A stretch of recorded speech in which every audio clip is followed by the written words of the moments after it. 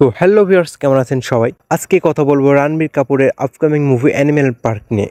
এই সন্দীপ রেড্ডি ভাঙ্গার animal park মুভিটি রিলিজের আগে 99.9% চান্সেস ব্যান্ড হয়ে যেতে পারে। সবার মনে একই প্রশ্ন, কেন ব্যান্ড হয়ে যাবে? তো চলুন কিসের জন্য ব্যান্ড হয়ে যেতে পারে ডিটেলসে এক্সপ্লেন করে বলি। আপনারা হয়তো কিছুদিন আগে রিলিজ হওয়া মার্কো সিনেমাটি দেখেছেন, আর যারা দেখেননি তারা এখনই দেখে নিন, কারণ সিনেমাটি টেলিভিশন থেকে একদম ব্যান করে দেওয়া হয়েছে এবং ওটিটি প্ল্যাটফর্ম থেকে পার্মানেন্ট ডিলিট রিকোয়েস্ট দিয়েছে সেন্সর বোর্ড। তো এই সিনেমাটি ব্যান করা হয়েছে মুভিটির অতিরিক্ত ব্রুটালিটির কারণে, যেখানে অনেক ভায়োলেন্স দেখানো হয়েছে যা আজ পর্যন্ত কোনো ইন্ডিয়ান মুভিতে দেখানো হয়নি। তবে অ্যানিমেল মুভিটির মধ্যে যে পরিমাণে ভায়োলেন্স দেখানো হয়েছিল সেটাও অনেক, কিন্তু মুভিটির ডিরেক্টর সন্দীপ রেড্ডি ভাঙ্গার কাছে এটা ভায়োলেন্স ছিল না, আর সে একদম লাইভ ইভেন্টে এসে হাজারো অডিয়েন্সের কাছে প্রমিস করে যায় যে অ্যানিমেল পার্ক মুভিটির মধ্যে যে ভায়োলেন্স ব্রুটালিটি থাকবে তার 10%ও অ্যানিমেল মুভিটির মধ্যে দেখানো হয়নি, যা এইবার দেখাবে অ্যানিমেল পার্ক মুভিটির মধ্যে।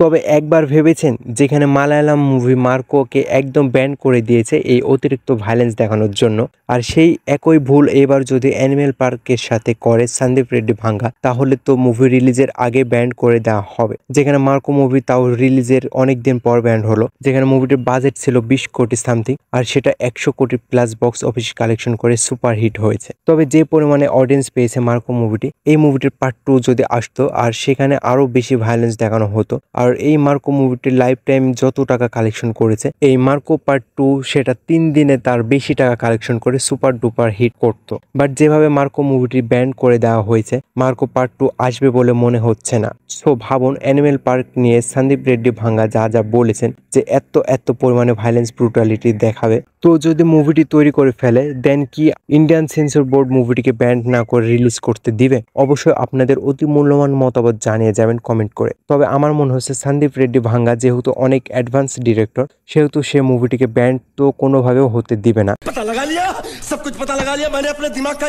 হয়তো ভায়োলেন্স কমিয়ে ক্লাইম্যাক্স বাড়িয়ে দেবে, নয়তো মার্কার দেখাবে বাট রক্ত ব্রুটালিটি কম দেখাবে। তবে যাই করুক না কেন, মুভিটি কোনোভাবেও ব্যান্ড হতে দিবে না। আর এইবার অ্যানিমেল পার্কে রণবীর কাপুরের সাথে ভিকি কৌশলকে দেখতে পাবো, যে কিনা আজিজের রোল প্লে করবে।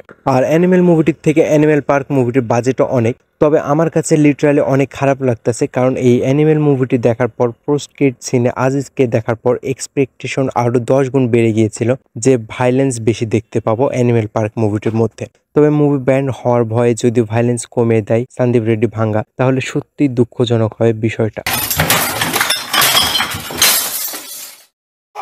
তবে আমার মতো আর কার কাছে খারাপ লাগতেছে বিষয়টা অবশ্যই কমেন্ট করে যাবেন। আর ভিডিওটি এ পর্যন্তই। পরবর্তী ভিডিও পেতে চ্যানেলটি সাবস্ক্রাইব করে সাথে থাকুন। ধন্যবাদ।